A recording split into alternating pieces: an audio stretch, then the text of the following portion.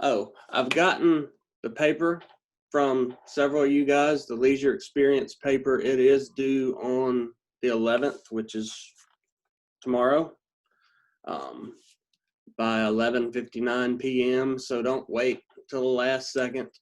Again, what I'm looking for on that is just for you guys to think of something recreational, leisure-based that you can do to improve your well-being during this semester. Something that you're not already doing, or that you want to add to what you're doing already to see if you can get some added benefit, something like that.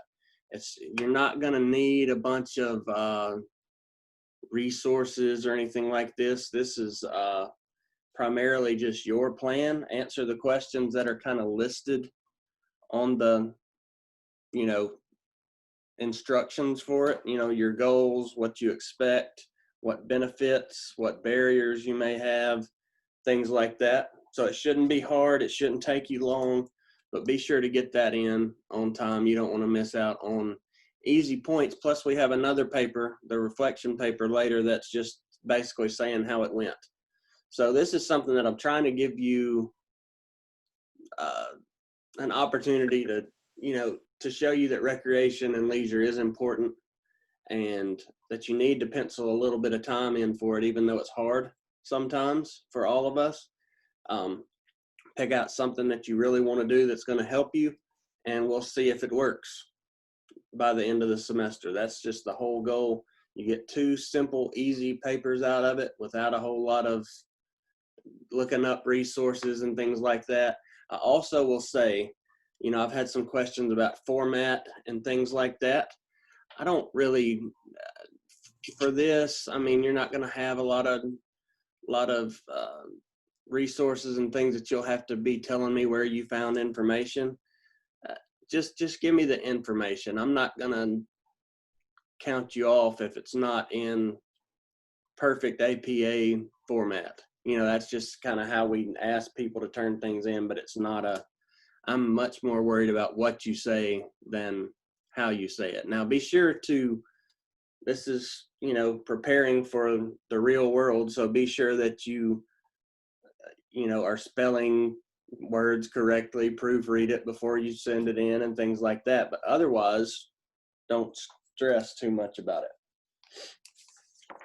As far as the test, I'll say this, it's going to be a little bit of a combination of different questions. You'll have questions that are true, false. It's going to be through Blackboard.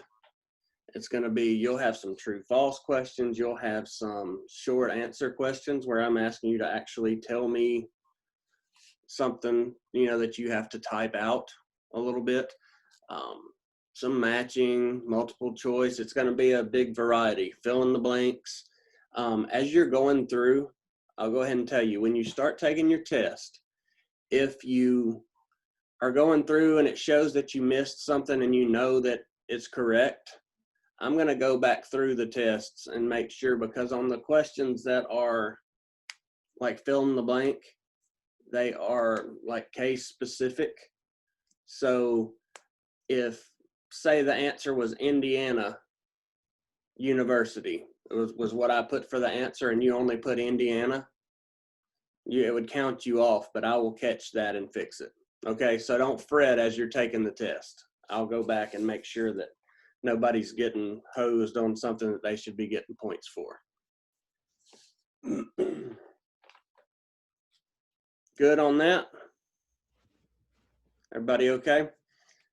All right, so if you don't have your camera on, you can flip that on if you can. And I'm going to start just kind of getting into it, and y'all can help me out by answering some of these little questions. Let's see. Somebody tell me what person first terminology is and why it's important.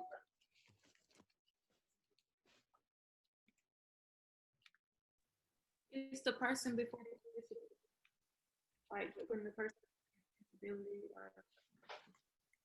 Yep, you are speaking to treating the person with respect. You are making sure that they are treated with dignity. You are talking to them as a person, not as a disability. It's kind of the key on that. So just know about first person terminology.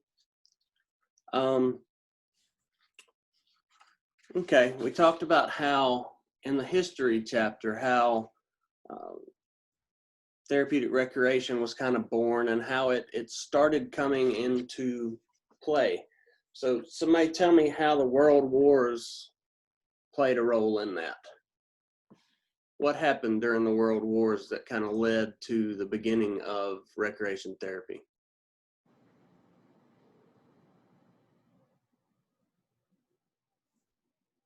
I know that Jane Addams and Florence Nightingale were big influencers on, like, for therapeutic recreation, kind of helping the wars, as far as like the soldiers, helping the soldiers kind of recoup from war. Mm-hmm. Absolutely. Florence Nightingale is the one that is more directly related to the World Wars, because she was in with Red Cross, and they put bases, recreation houses basically on the bases to give them some outlets to kind of get their mind off of what was going on.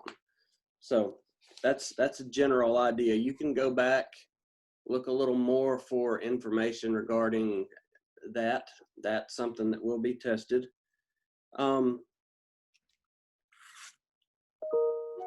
Okay, what is, hang on one second, I got a student check into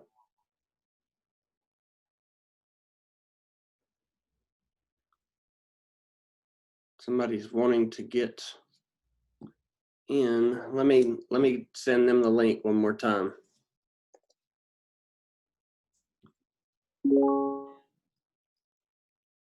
And see if they can get in. That would be I don't know why, apparently the first link I sent out today wasn't working. I don't know.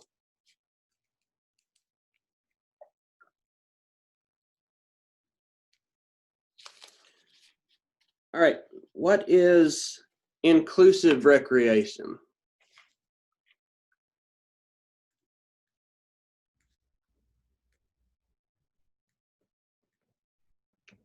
In contrast to just recreation, what is inclusive recreation?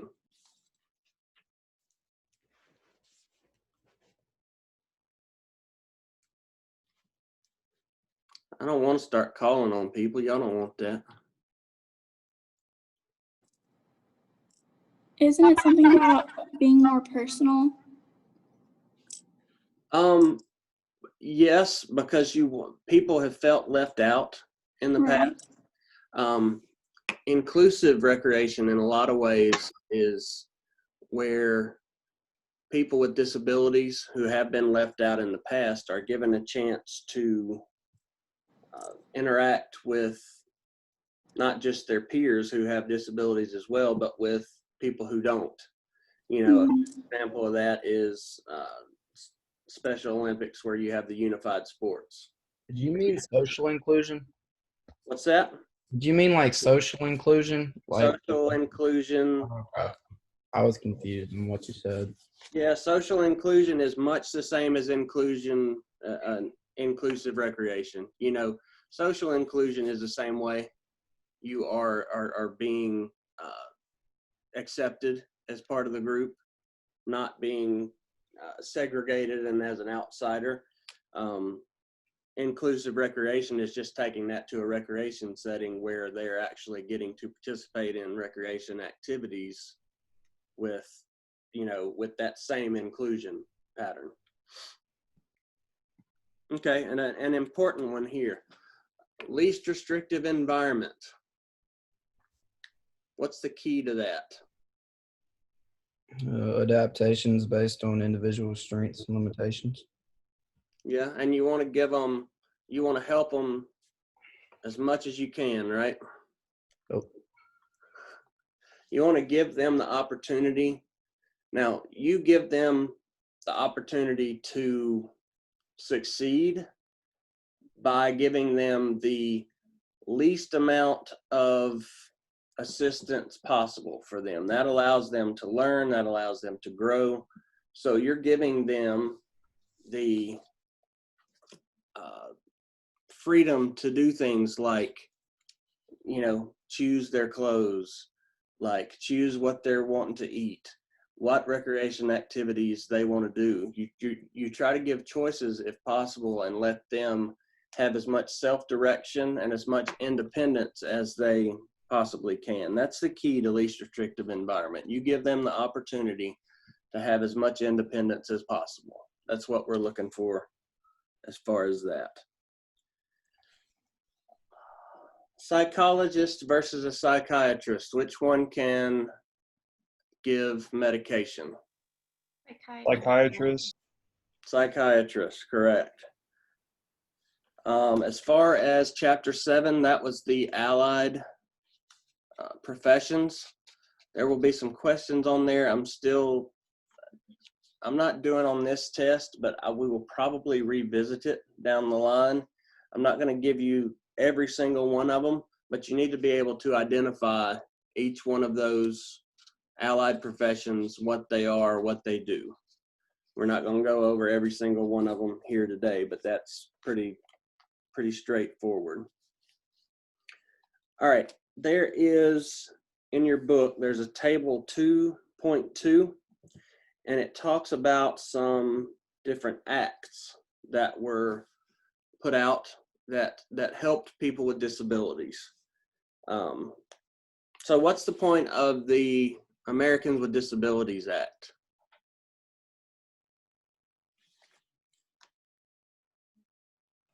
What does it do? And discrimination with people with disabilities.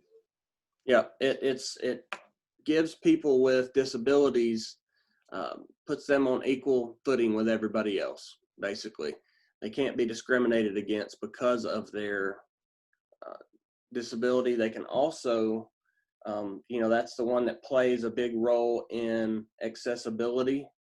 When you think about buildings, wheelchair ramps, elevators, pools, a public pool should have, at the very least, a ramp going into the pool that they can get in.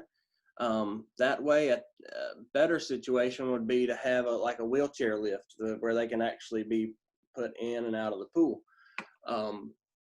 That's a good example of ADA. Like school buses for kids that are in wheelchairs and stuff like that. Yeah. Yes, they would need to have wheelchair accessibility if it's a bus that is going to be transporting students who do have those needs like that. Every bus doesn't have a wheelchair ramp or a lift, but in the cases where they're going to be dealing with individuals in wheelchairs, they would need to have that. Absolutely.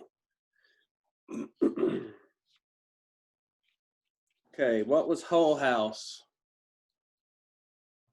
Jane Addams. Jane Addams. And Chicago, I think. There you go. Jane Addams, Chicago. What was the purpose of it? This was, again, back towards the beginnings of therapeutic recreation. So what was the purpose of Hull House? To address social problems. It gave them some outlets to get away from the social problems. It kept them from, drinking and gambling and things like that were so common at the time. It gave them an outlet to do recreational activities. Again, back here, with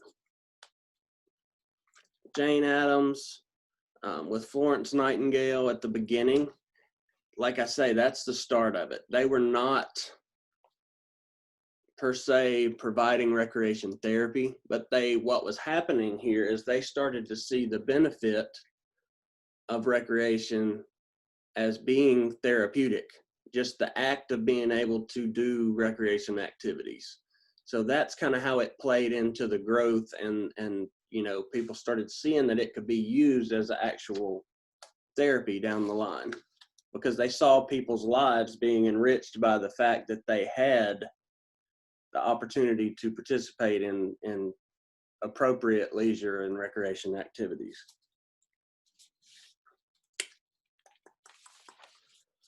Let's see.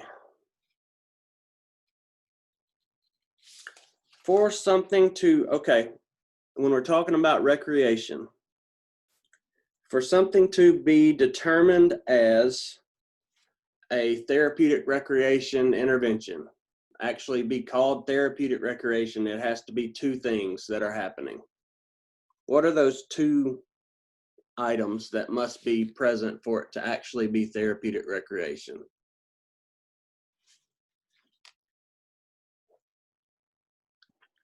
Is it that it has to be purposeful? Purposeful, did I hear that? Yes, Yeah. it does. It has to be purposeful, that's one of them.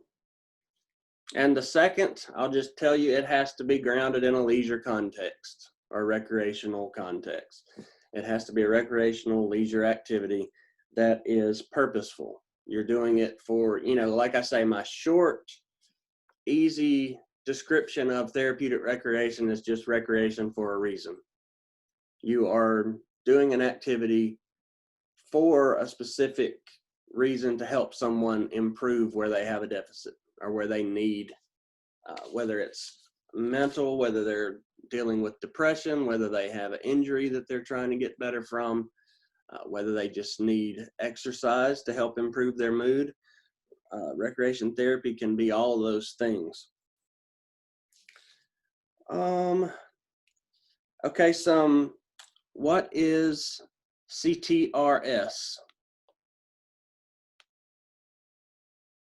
You need to be able to recognize some of these that I'm about to name. What does that stand for?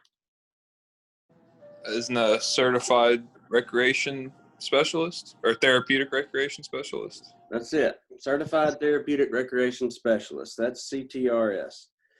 And they, if you're going to become certified as a therapeutic recreation specialist, you take a test from what overall group is over this test. Is that what you are? So you're a CT? I am a CTRS, yes. Okay, gotcha. And I took a test from who? It's another one of these letters. It starts with an N. Is it NCTRC? That's it, NCTRC, National Council for Therapeutic Recreation Certification. That's what that is. What about NRPA?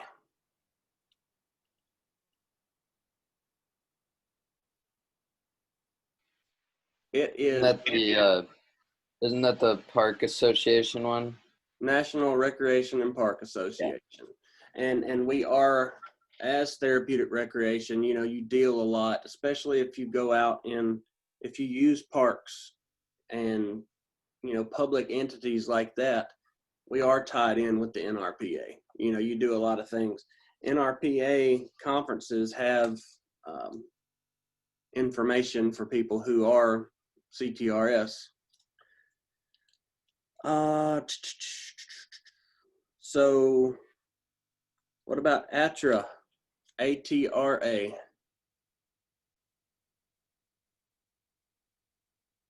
You know what TR is? American Therapeutic Recreation Association. Correct. Good job.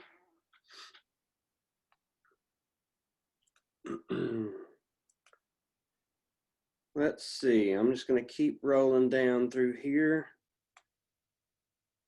Okay, when we say that therapeutic recreation intervention needs to be purposeful and grounded in leisure context, tell me exactly kind of what we mean by purposeful. What is purposeful? You just need to be able to put that into words. It actually benefits the patient. Yep, you're not just you don't just have a group there and roll a ball out and say, okay, play basketball, get some exercise. That's not therapeutic recreation. That is recreation. That's the difference. You are specifically addressing something that you can improve using recreation. That makes it purposeful. What's the importance of knowing about the history of a profession? Any profession, this one or another. So you can understand how it started. You see where it comes from. What else? You don't repeat past mistakes. Absolutely. You don't repeat past mistakes. You're not wasting time doing things that have been clearly shown to be ineffective. You don't do that. On the other hand, if you see something that has been shown to be effective for specific groups, then that's worth your time. So you can see what works and use those things. It really, and in large part, it's a time saver for you because you're not wasting time on things that have been shown not to work, and then you see things that do work for specific groups, and you're able to just build off of that because you've seen that it works before.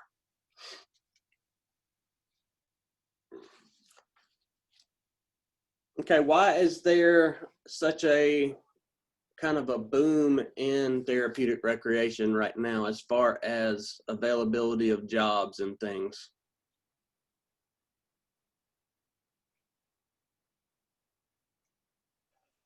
Baby boomers.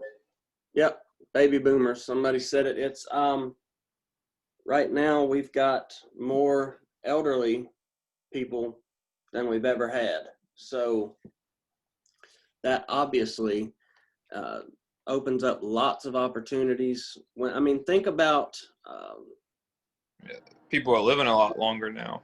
Yep, people are living longer. Also, that's exactly right. And people expect to, in the old days when you got old, you didn't necessarily look for things that were going to be fun and improve your life as much as now. People have grown to expect, positive things being available to them. So that's a big part of it. It's there's also playing off of that. I'll say this: I've worked with older people in therapeutic recreation. Not really my group. Trying to think of a nice way to put it. A lot of them feel like they can just talk to you any kind of way they want to. They you're younger than they are. They don't have to listen to you. They don't believe what you're telling them half the time. I don't know. It just wasn't really my favorite group. I enjoyed working with developmentally disabled more so, but that's me. Everybody has different groups that they would enjoy working with better than others, and that's the good thing about recreation therapy. Playing off of that, what are some of the occupational settings for therapeutic recreation specialists? Where can we work? A VA? Schools, VAs, Nursing homes. nursing homes, hospitals. Really any type of community center, I would say. Yeah, community centers if they have that. Emily is correct on what she said. A lot of them are pessimistic. That's part of what kind of you would run into that, and that was not a good thing in my opinion either, as far as working with them. Correctional facilities are another place where you can be employed. Substance abuse centers.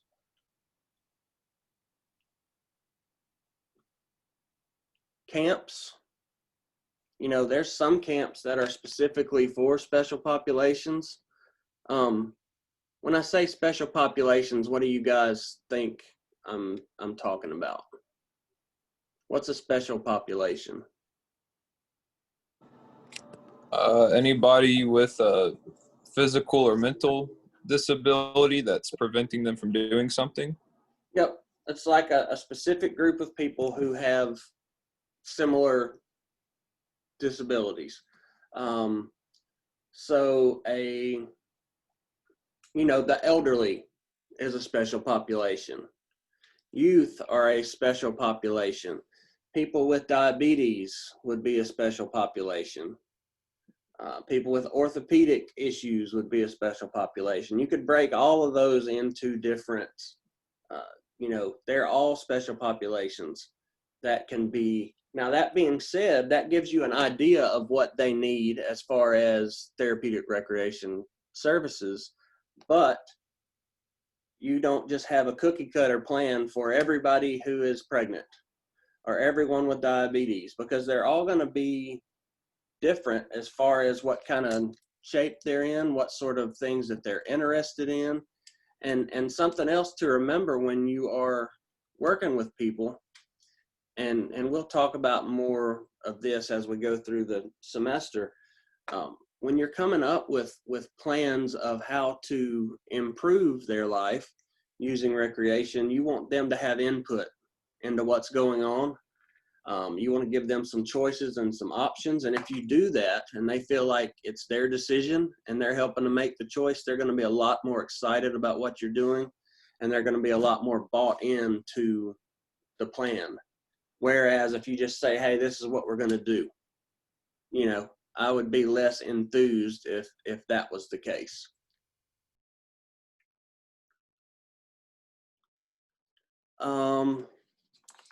Let's see. We talked about, there were 3 TR service delivery models. And models are just basic pathways that you can they're kind of theories. And this is what we think, this is how you should go about it. Does anybody remember those 3 models? Did you say models of TRC? Is that what you called it?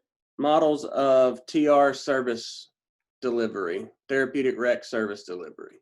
3 different models that have been kind of used. Medical, social, and ecological. That's it. Medical, social, and ecological. So take a little bit of time and look back at that before the test at those 3 models. They are in the book.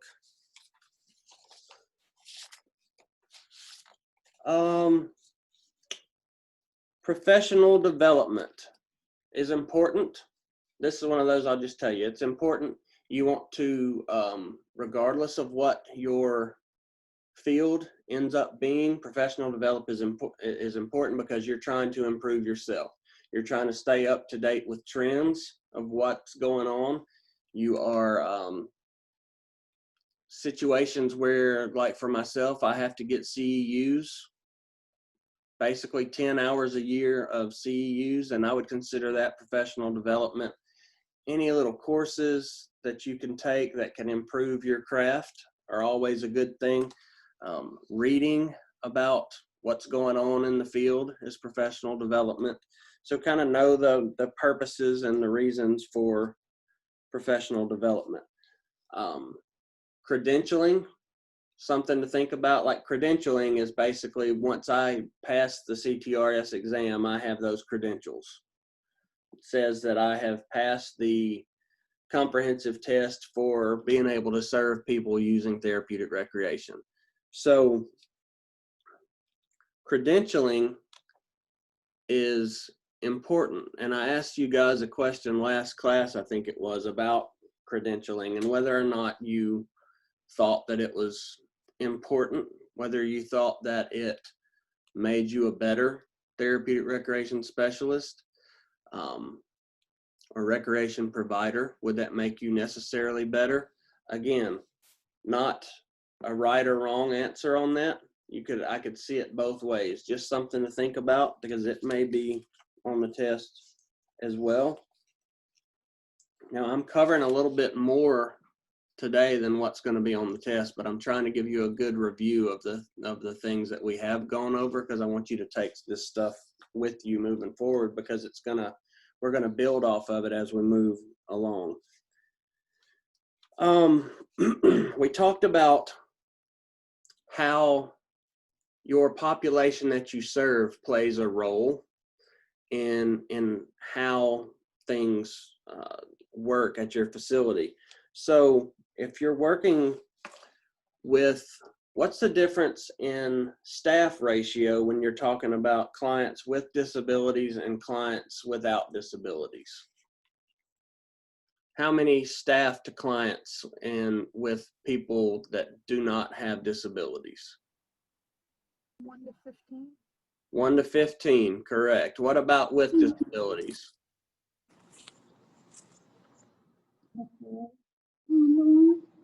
1 to 4. So there you've got, if they don't have disabilities, you can have 1 staff per 15 clients. If you're dealing with people with disabilities, you're talking about 1 staff per 4. So how does that affect your facility?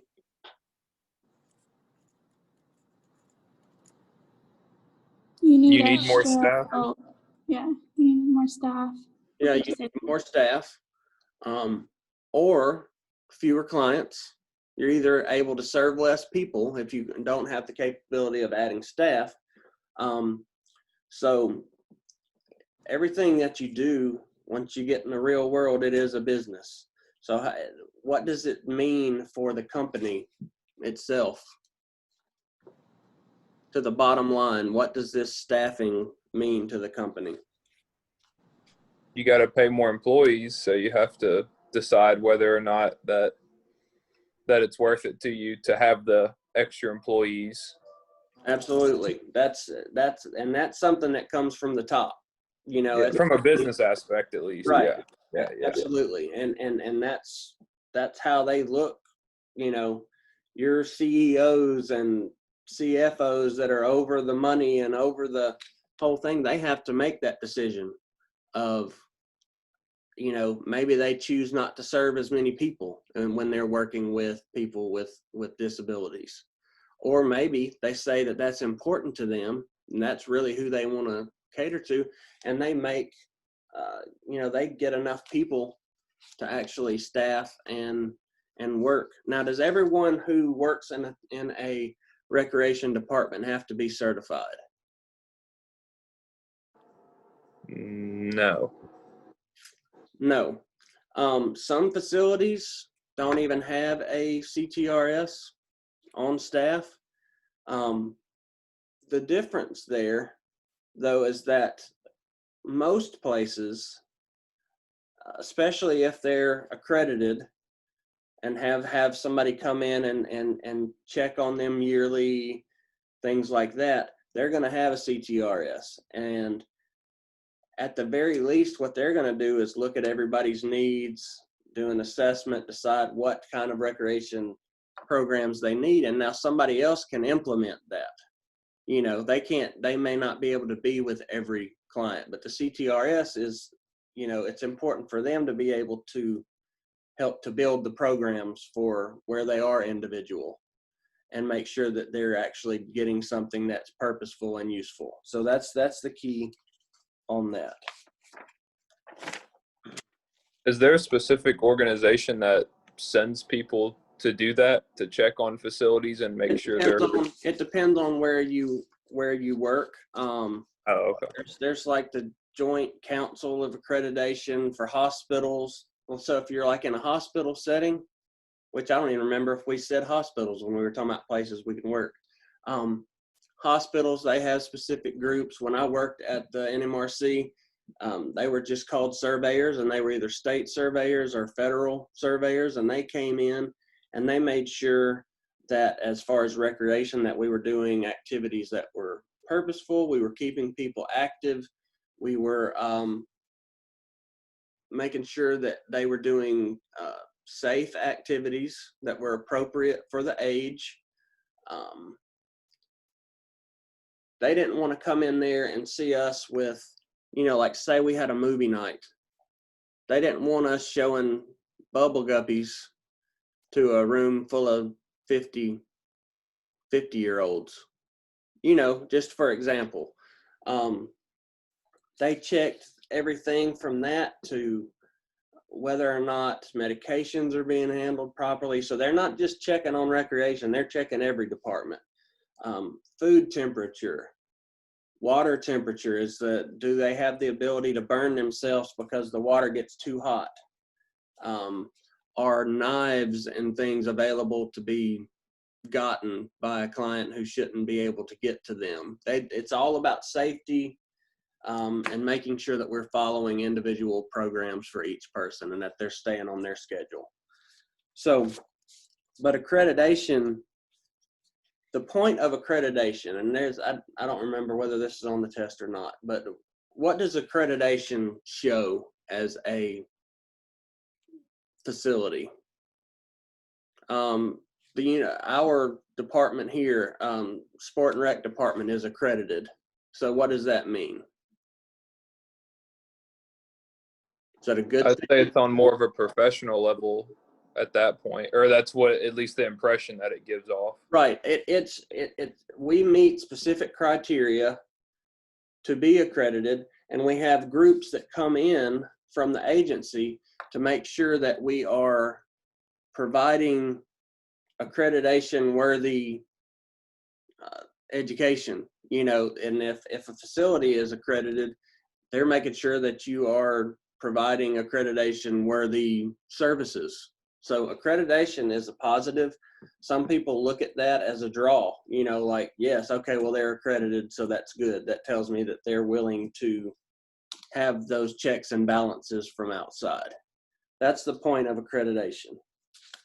Somebody give me a definition of therapeutic recreation.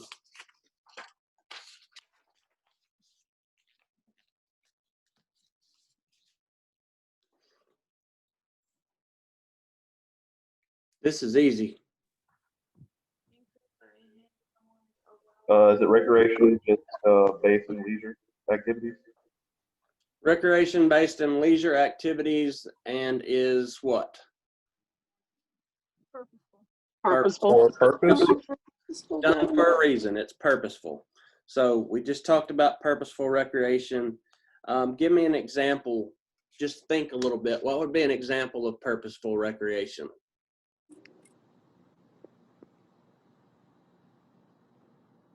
Playing dominoes to work on hand-eye coordination and stuff like that. There you go. I like that. You might have heard that before sometime, huh? Yeah. Example of purposeful recreation. Someone has a stroke. What's that? Wii Sports. Yeah, absolutely. You're working on hand-eye coordination. You're trying to get them moving. You're trying to improve mood. You're getting socialization. I mean, you see how you can hit so many different things with say, Wii Sports. You can get them playing with their peers. And this is, if it's elderly, you're talking about groups that are, not playing with their peers very often. So that's a positive thing if you can make that happen. If you're looking to increase socialization and improve mood, then that would be a great thing, and it's purposeful. Back to like the dominoes, like she said, if someone had a stroke, and it's usually one side or the other that is affected, and they're having trouble writing their name, their right hand isn't working well. So you say, all right, Tommy, we're going to play dominoes today. I want you to have fun. I want you to talk with all your buddies here, but I want you to concentrate and only handle your dominoes with your right hand. Okay? I know this might be a little hard for you, but use just your right hand, and then he's going to have to concentrate on, hand-eye coordination, fine motor skills that are gone from the stroke.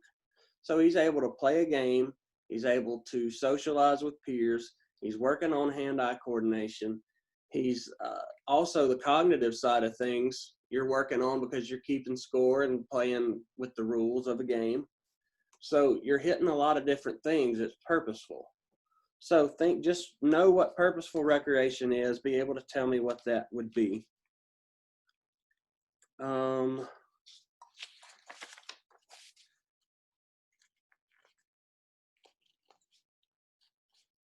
Who was the nurse in World War I and World War II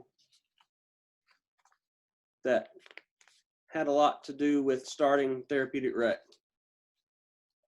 We're going rapid fire. Florence Nightingale. There you go. Thank you. Who did the whole house? Jane Addams. There you go. Where was Hull House? Chicago. Chicago. Good. What does CTRS stand for? Certified Therapeutic Recreation Specialist. Good. Who's the credentialing agency for a CTRS?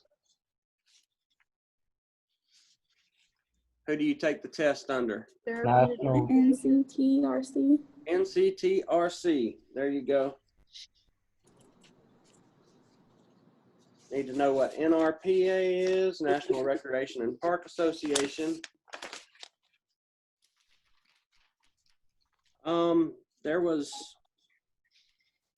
What was IDEA? What did it involve? Education. Education. It helped with people with disabilities. It ensured that they get a free and appropriate education. And that's so if you see IDEA, know that it had to do with education. If you see ADA, you're talking about not, putting people on an equal ground, no discrimination, and accessibility.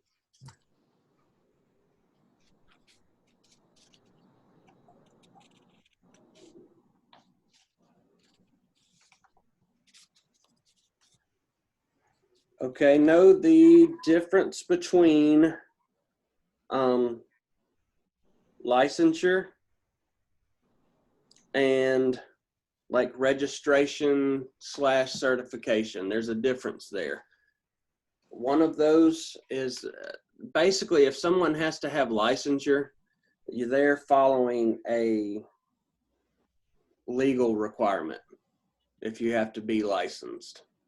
If you have a certification, that's something that in most cases is kind of your choice, basically. It's voluntary.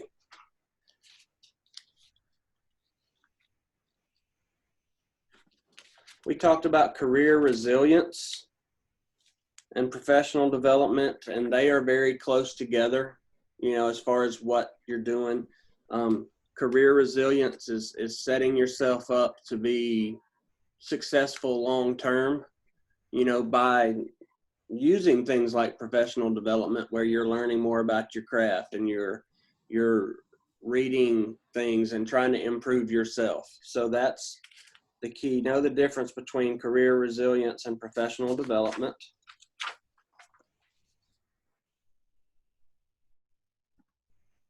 In the text, it talks about some ethical principles. Do you remember what principle of non-malfeasance is? I know we're going back a little bit on this one. Does that ring a bell with anybody? Is that like promising something that you don't know if you're going to be able to keep a promise to? Well, kinda. That plays more into non-malfeasance is basically doing something that may injure or harm your person, whereas the principle of you're not benefiting them if you're doing something that's non-malfeasant. There's a principle of beneficence, and that's basically saying that what you do, you're going to try to help them, benefit them.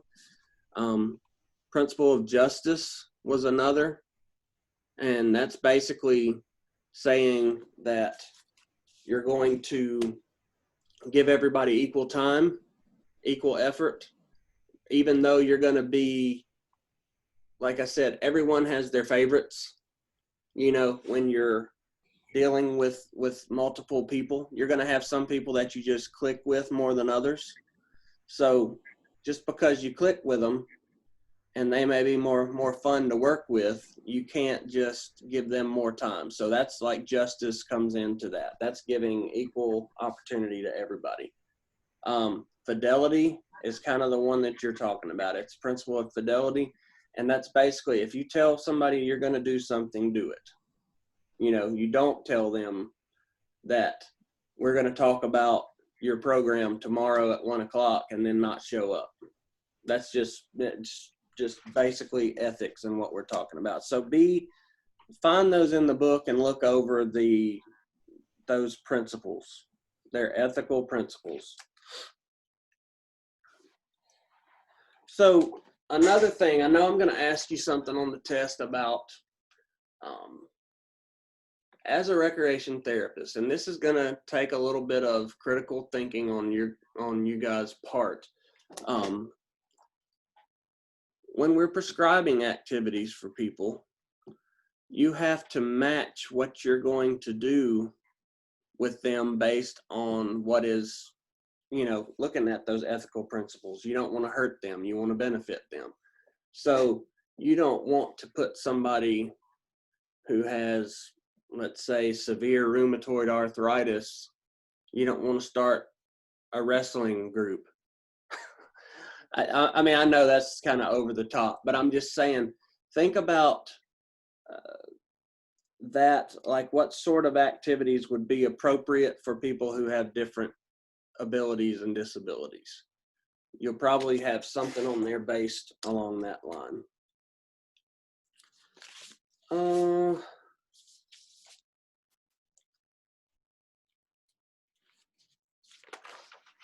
This test is not going to be hard, guys. We've covered most everything that's on here. I'll tell you this off the top of my head. We talked about accreditation a few minutes ago.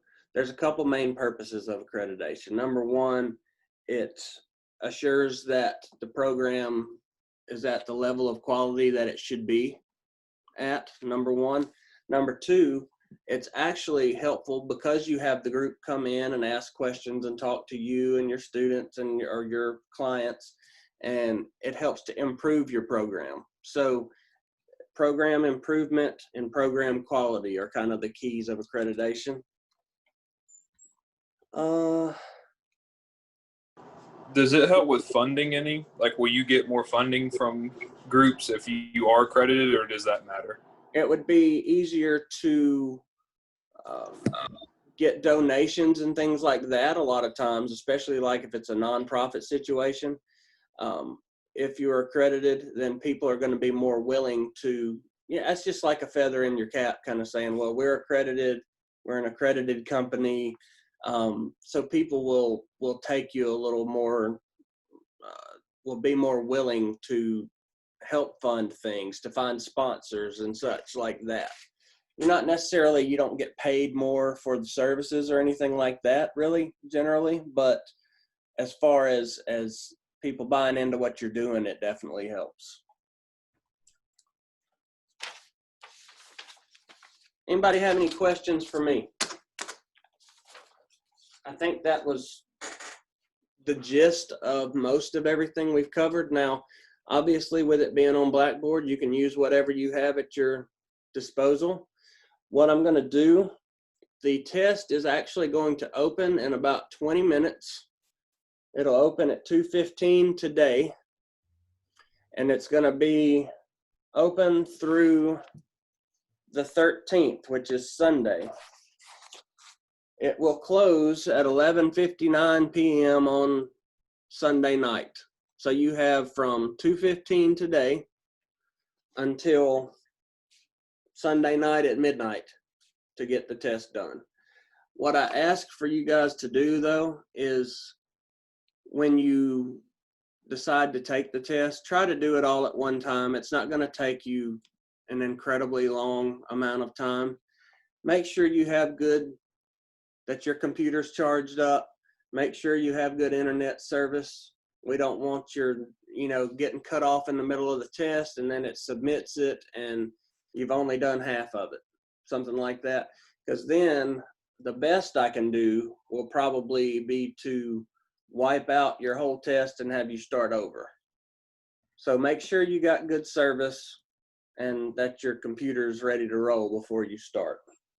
That's the main thing. So you've got from 2:15 today through 9:13 Sunday at midnight. Your leisure experience paper is due tomorrow.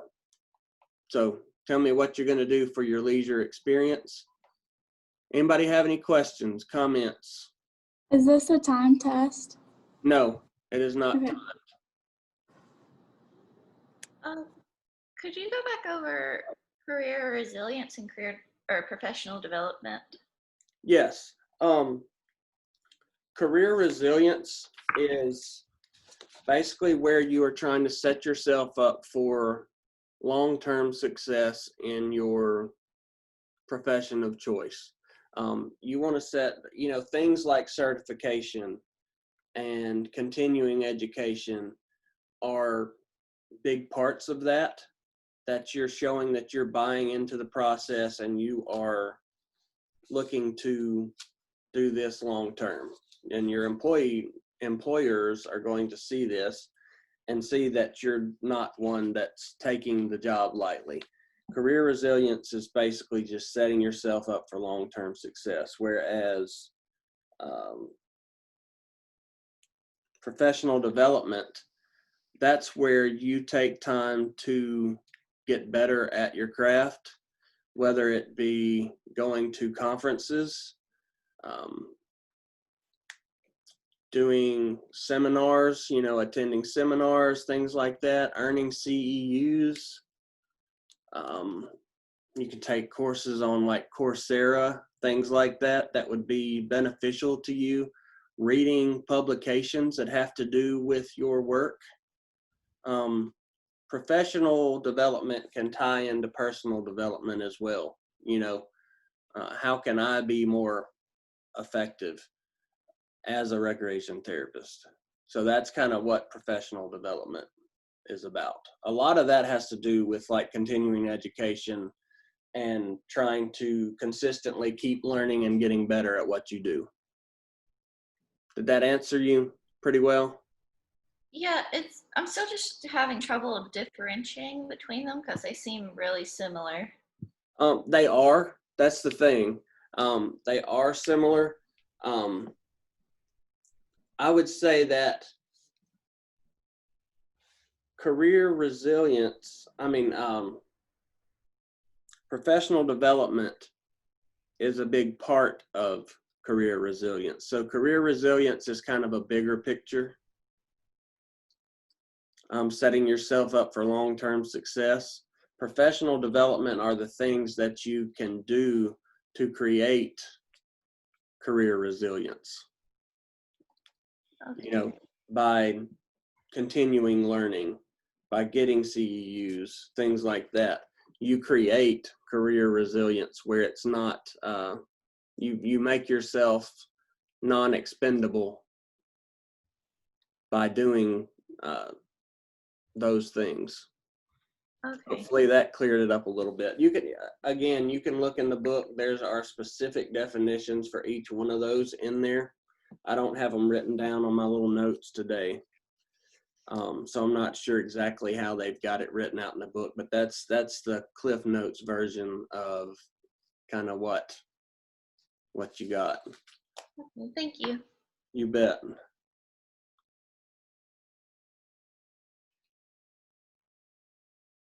Anybody else? I promise the test won't be this bad as what's going on behind me. I used that in a meeting the other day. I'm on the contact tracing team, and they told us a new way that we were going to have to be doing something, and I went in and put that background as the back, and the dean picked up on it immediately and called me out in the meeting, so it was kind of funny. Anybody else have anything? It's not I like the tropical hard. background. Yeah. Oh, somebody also said something about prisons earlier, which I didn't think we had talked about that before as a place to go for a therapeutic. Yeah, they actually They do have it. And another one that I don't know if we mentioned it today or not is military. They have recreation therapists as well.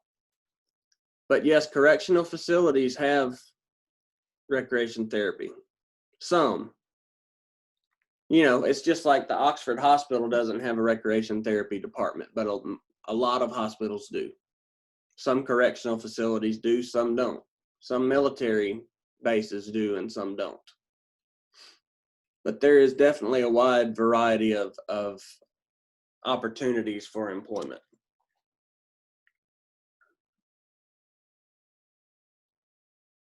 Anything else? Okay, I think we covered most of what you're going to need to know. I think you'll all do great on the test.